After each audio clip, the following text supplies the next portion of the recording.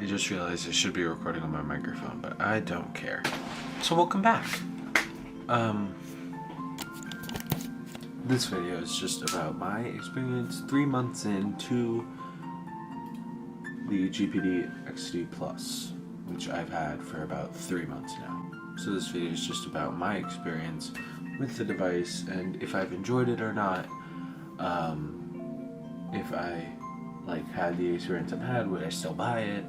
Knowing what I know about the other consoles and devices, would I still buy it? Yeah, so let's just jump into it. Okay, wait, before this video starts, I'm going to mention that the Powkiddy official store on AliExpress says that the Powkiddy X18S will have a T618 8-core CPU. The Retro Dodo article, so that original article says that this device would have a 6-core ARM Cortex TM-855 processor, 2.0 GHz CPU. So it's going to have a bigger CPU, which is great, especially for emulation. Okay, so they don't give many details on this. It only says T618 8-core CPU, Android 10 system, genuine Google Play, so I have Google Play on it, and a Type-C charging port, which will be great. Though the render they have here, looking on the back of it, it looks as if it has, oh no, it has USB Type-C. So it's going to have double the cores as the original Powkiddy X18, which is great, which actually means that the all of these devices that the Retro Dodo article said that this thing can emulate actually might be possible, which is really cool. That's kind of an update on this whole Powkiddy X18S situation. It says the pre-sale is about March, so I'm gonna buy it. It doesn't say how much the price is, so I'm gonna have to check back in about a month. But hopefully it is around $200 to $250, because I don't want to pay more than that. But I think it's time to get into the actual topic of this video, which is this device, the GPD XD Plus. So this device, I have since changed the UI, I've put clean ROM on it, I have changed a lot of things about this device, and I got it off the stock firmware that it came with because that one was buggy and I wanted to be able to do more with the device and not be locked to the original firmware, so I did put clean ROM on it, and I think that may have helped with a lot of getting all the bloatware that came with it off. It came with a lot of bloatware, a lot of bland Android apps that I didn't need, a lot of emulators I didn't need, so I just installed clean ROM on it, flashed it, and got everything off of it, which ended up being a very easy process. The screen has been a bit of a it's not a problem, it's just kind of noticeable how it's a little low quality compared to other devices. Pretty sure it's a 720p screen. Yeah, it's 1280 by 720, so it's a 720p screen. And that hasn't been much of an issue, it's just come on. It was 2018 at the time, come on. Most phones had 1080p screens in them. Like I said, it's not an issue, it's just I'd prefer a 1080p screen. Something else I found annoying is that it's kind of hard, this is just me nitpicking, it's kind of hard to get the SD card out if you don't have fairly long fingernails. You have to push it in pretty far and then it'll come out, and then when you want to put it back in you have to really push it in or else it won't register that it's back in, so that's really annoying. The battery life is good. I mean, what do you expect? It's what you'd expect. The D-pad is something that I'm gonna complain about in a second after I stop talking about the battery. But this thing is charging right now, which means it's dead, but that's just because I didn't turn it off after leaving it in sleep mode for a week, so you do that, it's gonna die. But this thing is a pretty good battery. I've played many GameCube games on it. I haven't defeated any of them besides Luigi's Mansion, but I've played many GameCube games on it and it's lasted a long time. I've played Nintendo 64 games, GameCube games, and those are the two consoles I switch between the most. I don't really play NES or SNES games. I don't really use many other apps. So those are the main emulators I use, and using a different configuration like using a different version of the Dolphin emulator for Android, the MMJ version, you can get great performance out of games that didn't originally work on the original Dolphin emulator, like the original version that I downloaded. So I got Kirby Air Ride to work on that version. It didn't work on the one I have right here, so that's pretty cool. The D-pad. Okay, now it's time to complain about the D-pad. The D-pad is garbage. It's absolute trash. If you can buy another D-pad and replace it with it, do it. It's like, okay, so I'm cutting into it too much, but this D-pad is just like very mushy. It's like I feel like I can press 3 inputs at once. It's like I press this, if I put my hand down a little bit, it'll trigger it. Like I'll press this, and if I put my hand down like a little bit, it'll trigger a click from the button underneath, even though that isn't even pressed down. It's like really annoying, especially when my hand's like this and I do this. It's like you see, it just went up. Like, what the heck? I think I'm gonna buy a D-pad from a Nintendo DS and replace it, because that thing is, it's not actual garbage, it's just pretty bad. So, emulation. This device is really good at emulating the devices that it can emulate, like Nintendo 64, some GameCube games. I've heard that this thing can emulate Dreamcast games. I'm not entirely sure though. I don't have any Dreamcast games, so I don't play any Dreamcast games. But yeah, if you know that this thing can emulate the device you want to emulate, then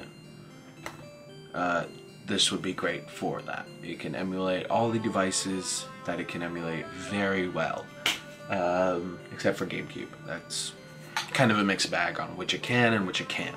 Wind Waker, like Zelda Wind Waker, it's just like, there's some trade-offs.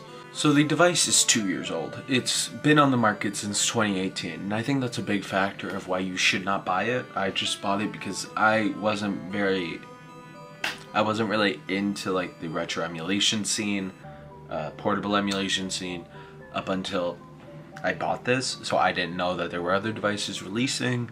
I didn't know that there were other devices that were gonna like come out that were out there that were probably a better value for what I wanted to emulate. So that's why I bought it. But it's 2 years old. GPD is making a upgraded version of this for the GPD X-T2, and Powkiddy is coming out with the Powkiddy X18S, which should be able to emulate what this can and more. Same with the GPD X-T2. Don't buy it. It's 2020. This device is 2 years old. There's already other devices on the market that are a little bit more expensive that can play way more than this can. There's really no reason for this to be able to be bought in 2021. I think it's held up well since its release. It's been able to play a lot of the games I'd want to play portably, but it's just with all the other devices coming out soon in like less than half a year. The pre-sale for the Powkiddy X18S is officially going up in March. So with that one just releasing in a month, or like at least going on pre-order in a month, there's very little reason to buy this unless you want it right now. On the AliExpress store for GPD, it is currently $220, which is in that range that the Powkiddy X18S will be. And since that device is going to be able to play more than this device, it is not worth the money this year. It may have been 2019 or maybe early 2020, but just like right now, end of 2020, early 2021, not worth it. So if you absolutely need a device right now that can like play a bunch of stuff, you can go on Amazon or any other retail store. They should have devices that are way cheaper or kind of more expensive, like the Retroid Pocket 2. So the Retroid Pocket 2 right now is selling for $80. It says there's a sale, but literally every time I come to check the price for when I'm like recording a video, it's at $80. I don't think it'll be going down anytime soon. This device can play less than what the GPD XD Plus can, so if you absolutely need a device right now that can play games like up to Nintendo 64, Retroid Pocket 2 is your thing. There are other more expensive devices that can play other stuff. The GPD Win 3 is like, I'm pretty sure it's up for pre-sale, pre-order and stuff. The GPD Win Max is more of a folding. It's the same form factor as the GPD XD Plus, just more of like, it's in a foldable form factor, like a DS form clamshell device. So if you want something that can play more games and is more of like a PC, you can go for that. There is the Mochi i7S, which can play like Wii games, GameCube games, a bunch of other systems. You can use streaming to play Wii U games, Wii games, if you want them at a higher quality. So if you absolutely need a device right now, do not get this. Do not get the GPD XD Plus. Get any of the other devices I mentioned, like the Powkiddy X18S, that's going to come out in a month. The Retroid Pocket 2. Well, actually, don't get the Powkiddy X18S if you want something right now. You can get the Retroid Pocket 2. You can get Mochi i7S. Just get any of the devices I've mentioned, and they should arrive in like a month or something. So, I mean, that'll be at the time that the Powkiddy, depending on where you live and how long the shipping will take, the Powkiddy X18S will probably be on pre-sale by the time you get these arrived, besides the Mochi i7S, because if you order it from Amazon, it'll arrive by February 6th, which is in 4 days. So, besides that, most of the devices will arrive in about, depending on where you live, it might take a while to get to you, so you might just want to wait for one of these new devices. So if you're like a diehard GPD fan, you could wait for the GPD XT2. But I think your best bet for portable emulation right now is the Powkiddy X18S when it goes on pre-sale in a month. I will definitely be checking back on that to be like looking at it, getting updates, see if they've added anything, and if there's anything substantial, I will make another video talking about it. But you probably won't hear about it from me until I get it, until I receive the device and I've purchased it, because they haven't answered my emails, so I'm gonna have to purchase it myself. That's fun. I was planning to anyway, it's just needs to hear back from them. So with the experience I've had, if it was like a year ago, if it was early 2020 and we were all stuck at home and you wanted something to buy and there wasn't anything coming out from these major companies, I would recommend it, but it is now 2021. So guess what I'm not gonna do? Recommend it, because we have the Powkiddy X18S coming out, we have the GPD XT2 coming out, and all of these devices are going to be more powerful, so you don't need this device. So I mean, I am glad that I bought this device. I've had a lot of fun using it. I've played through some of Super Mario World. I don't play a lot of SNES games. I've played through Luigi's Mansion almost twice. It's not that long of a game. I've played a bunch of N64 games. I've played through Mario 64 who knows how many times.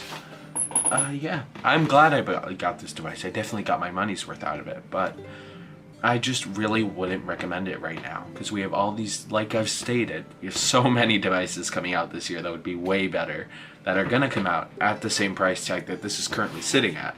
So you'd be a fool to buy this. But I think that's where I'm gonna leave this video off. Thank you for watching. I hope you enjoyed me talk about retro devices, retro emulation devices, for however long this video ends up being. I've been recording for 29 minutes, so that's fun. So yeah, let me know down below. Did you buy this device? Have you purchased this device? Are you waiting for the GPD XD2? Are you waiting for the Powkiddy X18S like I am? Because that one's coming out sooner, so I'm gonna have my hands on it before I have the GPD XD2. And what do you want to see?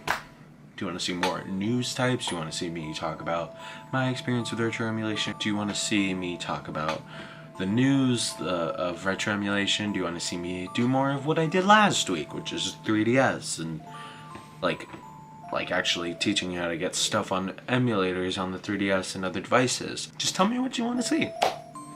And with that, it's the end of the video. Goodbye. See you next week.